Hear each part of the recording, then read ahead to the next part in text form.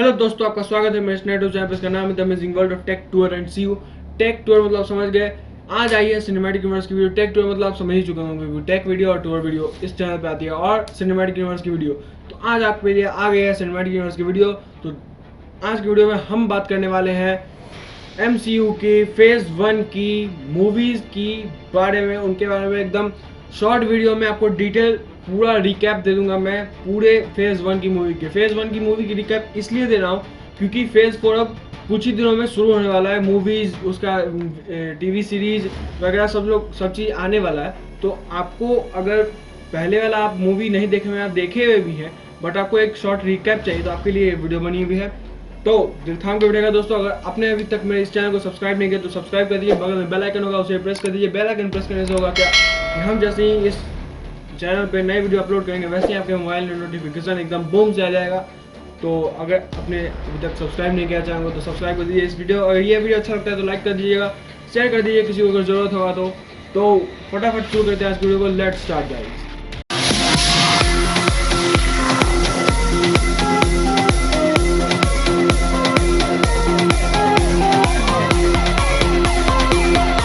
हाँ तो दोस्तों, मैं आपको बता था कि आज मैं आपको बताऊंगा स्मॉल रिकैप, एकदम फास्ट रिकैप, एकदम बवाल रिकैप दूंगा फेज 1 के मूवीज की, MCU की, मार्वल सिनेमैटिक यूनिवर्स की, एवेंजर से रिलेटेड। तो देथांग वीडियो है दोस्तों, हम लोग शुरू करते हैं इस वीडियो को। ये वीडियो होने वाली है आप लोगों के लिए जो कि इस वीडियो को देखना चाहते हैं, पहली बात उनके लिए। दूसरी कि जो लोग पहले का मूवीज नहीं देखे हुए हैं और एक स्मॉल रिकैप चाहते हैं फेज 1 की, फेज 2 की भी आएगी और फेज 3 की भी आएगी, मैं लाने की कोशिश करूंगा। अगर आपको फेज 2 फेज 3 की चाहिए तो कमेंट करके बताओ और लाइक भी जरूर कर देना इस वीडियो को। और ये वीडियो उन लोगों के लिए भी होगी जो लोग मूवी देख चुके हैं, थोड़ा बड़ा भुला रहे हैं कहीं कहीं का सीन, और मेन चीज उन लोगों को याद नहीं है, मतलब जो बहुत व्यस्त रहते हैं। तो ये वीडियो उन लोगों के लिए होने वाली है। तो चलिए शुरू करते हैं आज की वीडियो को। Let's start guys. तो सबसे पहली मूवी आती है हमारे MCU में, क्रोनोलॉजिकल ऑर्डर में नहीं बट मैं आपको डायरेक्ट बताने वाला हूँ। हमारी फेज 1 की सबसे पहली मूवी आती है आयरन मैन, जो कि रिलीज हुई है 2008 में। तो इस मूवी में अब बात करते हैं इस मूवी की। तो इस मूवी में सबसे पहले हमें दिखाया जाता है, हमें दिखाया कुछ भी आता है लेकिन मैं आपको एक्सप्लेन कर रहा हूँ। तो सबसे पहले मैं आपको बता दूं कि इस मूवी में एक स्टार्क इंडस्ट्री है जो कि एक कंपनी है, वो हथियार बनाती है अपने मिलिट्री के लिए, US मिलिट्री के लिए। सबसे पहले इसे हावर्ड स्टार्क ने शुरू किया था इस कंपनी को। हावर्ड स्टार्क के मरने के बाद उनके दोस्त ने इस कंपनी को कुछ दिन चलाया, लेकिन हमारे टोनी स्टार्क जी जो इस मूवी के हीरो हैं, जो कि बाद में आयरन मैन बनेंगे, उन्होंने क्या किया, वो बहुत ब्रिलियंट, बहुत तेज दिमाग के थे। उन्होंने बचपन से ही बहुत बहुत कुछ अचीव किया। 21 साल की उम्र में उन्होंने कंपनी को अपने हाथों में ले लिया कि नहीं भैया हम चलाएंगे कंपनी, अब तुम निकलो मत, तुम भी रहो बट हम चलाएंगे कंपनी। अब ज़्यादा शेयर उनके पास आ गया। अब वो क्या कर, मेन पार्ट, मैं ज़्यादा मेन पार्ट पे, तो मेन पार्ट होता है कि जब टोनी स्टार्क जाते हैं अपना हथियार दिखाने US मिलिट्री को अफगानिस्तान वगैरह साइड में, तो वहाँ पे जब हथियार दिखाते हैं, हथियार दिखा के वापस आ रहे होते हैं, तब एक अफगानिस्तानी संगठन उनको किडनैप कर लेता है। और वो किडनैप इसलिए कर लेता है क्योंकि उस अफगानिस्तानी संगठन को कुछ मिसाइलें बना के चाहिए होती है, और टोनी स्टार्क ही बना सकता है। तो वो उनको मतलब पकड़ लेते हैं, और वहाँ पे वो एक साइंटिस्ट मिलता है जो कि कैदी ही होता है, उसके साथ मिलके वो वहां से भागने का प्लान बनाते हैं। भागने का प्लान में वो आयरन मैन का सूट बना देते हैं जो कि पहला है मार्क 1। तो वहां से उनकी कहानी शुरू होती है, वहां से वो भागते हैं, और भागने के बाद जब वो अपने जगह पे पहुंचते हैं, मतलब अपने घर पे पहुंचते हैं, तो वहां पे वो उसी आइडिया को एकदम बेहतर रूप में मतलब बनाते हैं, और बनाते हैं एक आयरन मैन सूट, और वो भी एकदम नीट एंड क्लीन। और वहां हमें मिलता है अपना पहला सुपर हीरो आयरन मैन। तो उसके बाद वो क्या करते हैं, वो इसलिए बनाते हैं क्योंकि वो लोगों की भलाई कर सके, और वो जो हथियार बनाए हुए उन्होंने पहले से, वो किसी गलत संगठन को नहीं मिल जाए उसलिए ही बनाते हैं। तो वो जाके सारा संगठन का हथियार एकदम बूम बराम कर देते हैं। उसके बाद वो अपने पापा के दोस्त को भी मार देते हैं क्योंकि उसका भी हाथ रहता है उस संगठन में। तो ये आयरन मैन की मूवी का थोड़ा बहुत बात था। अब इसके हम पोस्ट क्रेडिट सीन में आते हैं, जहाँ मतलब पोस्ट क्रेडिट सीन में दिखाया जाता है हमें निक फ्यूरी टोनी स्टार्क के घर में घुस जाते हैं, और घर में घुस के पूछते हैं कि तुम एवेंजर्स इनिशिएटिव में भाग लेना चाहोगे। तो बोलता है कि टोनी स्टार्क बोलता है कि मैं ही अकेला सुपर हीरो, अकेले क्या करूंगा, वो तो मैं सबका भलाई कर ही रहा हूँ। बट वो बोलता है निक फ्यूरी कि तुम्हारे जैसे अभी और भी हैं। तो और को भी जानने के लिए बन रही हमारे इस वीडियो में। तो चलते हैं अपनी अगली फिल्म की तरफ। Let's start guys. अब जो हमारा अगला मूवी है वो है द इनक्रेडिबल हल्क। ये भी 2008 में रिलीज होता है लेकिन आयरन मैन के बाद। बट इस मूवी में हमें देखने को मिलता है ब्रूस बैनर हल्क, जो कि हल्क कैसे बनता है ये सब इस मूवी में नहीं बताया गया है। बट इस मूवी में एक्टिंग किया गया है ब्रूस बैनर का एडवर्ड नॉर्टन के द्वारा, जिन्होंने हल्क का भी रोल किया है। और इस मूवी में क्लियर ही नहीं है कि हल्क कहाँ से या कैसे बना। तो अगर आपको वो मूवी देखनी है तो आपको वो जानना है तो आपको एक मूवी देखनी होगी, हल्क, जो कि 2003 में आया था। उस मूवी में क्या हुआ था मैं आपको बता दूं। उस मूवी में हल्क एक ब्रूस बैनर एक छोटा सा बच्चा होता है, बच्चा ही होता है, और उसके पापा जो एक साइंटिस्ट होते हैं। साइंटिस्ट होने के कारण वो अपने बेटे पे बहुत एक्सपेरिमेंट करते रहते हैं, अलग अलग तरीका का एक्सपेरिमेंट। उससे क्या होता है एक्सपेरिमेंट से कि ब्रूस बैनर को किसी भी तरह का चोट फील ही नहीं होता है, लिटरली फील ही नहीं होता है कोई भी तरीके का चोट। तो चोट फील नहीं होता है तो एक्सपेरिमेंट चलते जाता है। और बाद में जाके ब्रूस बैनर जो बच्चा था वो बड़ा हो गया और वो भी साइंटिस्ट बन जाता है। एक हादसे के दौरान क्या होता है कि साइंटिस्ट ब्रूस बैनर जो होता है वो गामा रेडिएशन के शिकार में आ जाता है, गामा रेडिएशन के शिकंजे में आ जाता है, और उस पर तो एक्सपेरिमेंट हो चुका है कि उससे चोट नहीं लगता है। तो इसी कारण वो सह लेता है उस चीज को, बट वो हल्क में ट्रांसफॉर्म होके सहता है, तो वो वहां से वो हल्क बन जाता है। अब हमें मिलता है अपना अगला सुपर हीरो हल्क। तो अब बात करते हैं 2008 के द इनक्रेडिबल हल्क में। इस मूवी में पूरे मूवी से ज्यादा इसका पोस्ट क्रेडिट सीन मायने रखता है, जहां पे हमें जनरल रॉस दिखाई देते हैं। टोनी स्टार्क आता है, जनरल रॉस से बात करता है कि हम एक एवेंजर्स इनिशिएटिव बना रहे हैं, जो कि निक फ्यूरी ने टोनी स्टार्क को पिछले मूवी में बताया था। वही चीज टोनी स्टार्क जनरल रॉस से आके बात करता है। तो मेन चीज इस मूवी में यही था। और अगर आपको हल्क की मूवी देखनी है तब 2003 का मूवी देख सकते हैं। तो चलिए बने रहिए हमारे साथ और हम चलते हैं अपनी अगली वीडियो में नहीं, अगले मूवी की तरफ। तो लेट्स स्टार्ट गाइस। हाँ तो दोस्तों हमारी अगली मूवी है आयरन मैन 2, जो कि रिलीज हुई थी 2010 में। और आते ही इस मूवी ने एकदम बवाल मचा दिया था पूरे, क्या ही बताओ आपको, एकदम बवाल ही मचा दिया था इस पूरे ब्रह्मांड में। तो आयरन मैन 2 हमारी तीसरी मूवी है फेज 1 की। और इस मूवी में इंपॉर्टेंट ये है कि इस मूवी में सबसे पहले हमें ब्लैक विडो दिखाई देती है, जो कि निक फ्यूरी के द्वारा भेजी जाती है टोनी स्टार्क पे नजर रखने के, टोनी स्टार्क के सेहत पे नजर रखने के लिए। क्योंकि टोनी स्टार्क के आर्क रिएक्टर में पैलेडियम टाइप का कोई जहर पाया जाता है, क्योंकि अभी तक पूरा तरीके से वो एक टॉप लेवल का iron man suit, iron man arc reactor नहीं बना, इसलिए उसमें एक जहर पाया जाता है जो टोनी स्टार्क को बीमार करते रहता है। बट निक फ्यूरी को ये बात पता चल जाती है और वो ब्लैक विडो को भेजता है उसकी जासूसी करने के लिए। तो इस फिल्म में एक और चीज है खास कि इस फिल्म में हमें टोनी स्टार्क के अलावा एक और सुपर हीरो, एक तो मिल ही गई ब्लैक विडो, बट एक और सुपर हीरो देखने को मिलता है जो कि कर्नल रोड्स। वो भी एक आयरन मैन सूट पहन लेते हैं इस मूवी में। तो बवाल ही हो जाता है, दो आयरन मैन, लेकिन वो हमारे होते हैं वॉर मशीन, क्योंकि उनके पास बहुत सारे हथियार वगैरह से वो लैस होता है उनका सूट। तो इस मूवी में टोनी स्टार्क जो है आर्क रिएक्टर का अपना एक नया कोर बनाता है, क्योंकि उस पुराने कोर में एक जहर पाया जाता है। तो पैलेडियम की जगह पे ही वो एक अपना नया एलिमेंट लाता है, या नया एटम या नया मॉलिक्यूल जो भी लाता है, एक आर्क रिएक्टर का कोर बनाता है, जो कि सबसे पावरफुल कोर है पूरे हर एक आर्क रिएक्टर के मशीन में सबसे पावरफुल हर एक आर्क रिएक्टर का एक ही तो आर्क रिएक्टर होगा जो टोनी स्टार्क ने बनाया है, जो बना रहा है, तो उसको एडवांस कर रहा है। तो उस आर्क रिएक्टर में कोई जहर नहीं है, एकदम पावरफुल, और आर्क रिएक्टर से जो पहले बनाया उससे भी पावरफुल ये आर्क रिएक्टर है। तो वो अपने नए शूट में डालता है।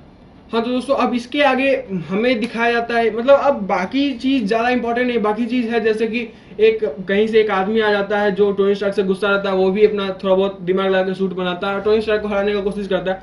बट लिटरली टोनी स्टार्क हारता नहीं, क्योंकि उसके साथ वॉर मशीन भी आता है। बाद में टोनी स्टार्क जीत जाता है। फिर बाद में हमें पोस्ट क्रेडिट सीन में, एंड क्रेडिट सीन में, पोस्ट क्रेडिट सीन में दिखाई देता है एक हथौड़ा जो कि जमीन में गड़ा हुआ है। तो यहीं से शुरू होती है हमारी अगली मूवी, जो कि है थॉर, जो कि है हमारी चौथी फिल्म फेज 1 की एमसीयू की। तो चलिए शुरू करते हैं, हम उसके बारे में चर्चा करेंगे। Let's start guys. हाँ तो दोस्तों थॉर जो कि चौथी फिल्म है फेज 1 की। तो इस फिल्म में हमें दिखाया जाता है पृथ्वी से कोसों दूर जाते हैं हम लोग एसगार्ड पे, जहां पे गॉड ओडिन के बेटे थॉर होते हैं, और वही हमारे अगले एवेंजर होते हैं। बहुत ही मोस्ट पावरफुल सुपर हीरो होते हैं, बहुत पावरफुल सुपर हीरो होते हैं, बट वो एरोगेंट होते हैं, उनमें गुस्सा वगैरह भरा रहता है, वो थोड़ा घमंडी टाइप के होते हैं। तो इसके कारण वो थोड़ा गलती कर देते हैं। बट उससे पहले हमें इस मूवी में दिखाया जाता है अपना गॉड ऑफ मिस्चीफ, शैतान, शरारतों का देवता लोकी। तो लोकी को दिखाने के बाद हमें इस मूवी में एक अलग लेवल का एकदम मजा आ जाता है। और लोकी जो है थॉर का सौतेला भाई है। कुछ लोग सोचते हैं कि वो ओडिन का बेटा है, नहीं भाई वो ओडिन का बेटा नहीं है। वो मैं बता दूं वो आपको लॉफी का बेटा है, जो कि एक जाइंट फ्रॉस्ट है, और वो योटनहाइम का राजा है। लॉफी जो है योटनहाइम का राजा है, और लोकी भी अब यूटन मतलब इस मूवी के बाद वो यूटनहाइम का असली राजा हो जाएगा, असली वारिस हो जाएगा। तो अब थॉर की कुछ गलतियों के कारण, कुछ मतलब अपना ऐसा डिसीजन लेने के कारण थॉर के पिता ओडिन जो है थॉर का बहिष्कार कर देते हैं और उससे अपनी सारी शक्तियां और उसका हथौड़ा भी छीन लेते हैं और थॉर को पृथ्वी पे भेज देते हैं और हथौड़े को भी पृथ्वी पे भेज देते हैं अलग अलग जगह पे। तो वही चीज हमें पिछले मूवी में दिखाया गया था उसके पोस्ट क्रेडिट सीन में कि एक हथौड़ा जमीन में गड़ा हुआ होता है। तो इसके बाद हमें इस मूवी में सबसे पहली बात तो हॉकाई दिखाई देता है। मतलब मजा ही आ जाता है हॉकाई भैया को देखने के बाद। मतलब उस समय पता नहीं चलता है कि वो कौन है क्या है, अगर आप पूरी मूवी पूरी इसका सीरीज नहीं देखे होंगे, बट उस समय बहुत मजा आता है कि एक और सुपर हीरो हमें हॉकाई देखने को मिलता है। सुपर हीरो नहीं है, वो सिर्फ तीर चलाता है, बट वो उसका निशाना एकदम सटीक है इसलिए उसको हॉकाई कहा गया है। बाद में जाके वो रोनिन बन जाता है। उसका बात हम अगले वीडियो में करेंगे। तो अब बात करते हैं थॉर पे। तो थॉर की ताकत छीन चुकी है, उसका हथौड़ा छीन चुका है। तो थॉर को बहुत सारी मुश्किलों का सामना करना पड़ता है। उस मुश्किलों का सामना करते करते वो उसको अपनी जिम्मेदारियों का बोध होता है, जिम्मेदारियों का ज्ञान होता है। तो उसके बाद वो मतलब बदल जाता है थॉर, मतलब वो एकदम जिम्मेदार पर्सन बन जाता है। तो थॉर को उसकी शक्तियां वापस मिल जाती हैं। और तब तक जो लोकी क्या करता है, वहां पे जो ओडिन है, ओडिन को ओडिन स्लीप में भेज देता है और खुद वहां का राजा बन जाता है और वहां से डिस्ट्रॉयर भेजता है जो कि थॉर को मारने के लिए भेजा जाता है। बट थॉर को अपनी शक्तियां मिल जाती हैं तो थॉर ऑब्वियसली बात है जीत जाता है डिस्ट्रॉयर से। बट इस मूवी पे खत्म होते होते हमें दिखाया जाता है एंड सीन में कि लोकी कहीं गायब हो गया या फिर मर गया। तो और मतलब एंड क्रेडिट सीन नहीं है, लेकिन ये पता चल जाता है कि लोकी गायब हो गया या फिर मर गया। एंड क्रेडिट सीन में हमें दिखाया जाता है निक फ्यूरी जो कि है ट्रेजर एक्ट के साथ और वो किसी से बात कर रहा है ट्रेजर एक्ट के बारे में। तो अब चलते हैं अपनी अगली मूवी के तरफ जो कि है captain America the first Avenger. Marvel cinematic universe के हिसाब से माना जाए तो टाइमलाइन के हिसाब से ये सबसे पहली मूवी है मार्वल सिनेमैटिक यूनिवर्स की। अगर आपको टाइमलाइन वाली वीडियो देखनी है तो उसका ये वीडियो मैंने बहुत दिनों पहले बनाया था, बट थोड़ा मतलब ऑडियो में थोड़ा दिक्कत हो सकता है शायद। मैं उसका लिंक आपको डिस्क्रिप्शन में दे दूंगा और आई बटन में मिल जाएगा, तो अगर आप वो वीडियो देखना चाहते हैं तो देख सकते हैं। अब हम लोग बढ़ते हैं इसकी कहानी की तरफ। हाँ दोस्तों, तो इसकी कहानी की तरफ बढ़ने में हमें पता चलता है कि ये कहानी उस समय की है जब हिटलर का जमाना था और वर्ल्ड वॉर वगैरह चल रहा था। तो एक दुबला पतला सा लेकिन दिल का साफ और बहुत जज्बे वाला एक लड़का होता है जो कि अपने देश के लिए सिपाही बनना चाहता है। तो बट वो दुबला पतला होता है इसलिए उसको सिपाही नहीं बनाया जाता है। बट उसका एक दोस्त होता है जो कि होता है बकी बांस, वो एक सिपाही होता है। और कुछ देर बाद बकी और स्टीव, जो कि दुबला पतला लड़का उसका नाम स्टीव है, बकी और स्टीव बात कर रहे होते हैं। तो वहीं पे एक डॉक्टर कहीं ना कहीं से टपक जाता है। तो उस डॉक्टर का नाम है डॉक्टर एस्किन, जो स्टीव के साफ दिल को समझ जाता है और उसके जज्बे को पहचान जाता है और स्टीव को सोल्जर बना देता है, उसे सोल्जर मतलब सेना में शामिल कर लेता है। तो इसलिए शामिल करता है क्योंकि उसको एक सुपर सोल्जर सीरम पे, वो सुपर सोल्जर बनाने में काम कर रहा है, सुपर सोल्जर सीरम बना चुका है और उसको टेस्ट करना होगा। तो टेस्ट करने के लिए एक साफ दिल का बंदा चाहिए। तो फिलहाल वो साफ दिल के बंदे को ढूंढ लिया है और उसे शामिल कर लिया है। तो वो सुपर सोल्जर सीरम उसमें डालता है स्टीव में और उससे हम लोगों को मिलता है वहां पे अपना अगला सुपर हीरो जो कि है कैप्टन अमेरिका। यूएस को मिलता है अपना पहला सुपर सोल्जर और इस सुपर सोल्जर सीरम को बनाने में और इसे सुपर सोल्जर बनाने में कैप्टन अमेरिका को मदद करता है टोनी स्टार्क का पिता हावर्ड स्टार्क। तो अब बात कर लेते हैं हम अगले फेज की, मतलब इसी मूवी के अगले पार्ट की। अगले पार्ट नहीं, मतलब इसी मूवी के आधा आधा भी मैंने बांटा है, तो अगला जो इसका आधा पार्ट होगा उसकी बात कर लेते हैं। उसमें हमें एक मतलब गैर कानूनी संगठन बताया जाता है, नाम बताया जाता है जिसका नाम होता है हाइड्रा।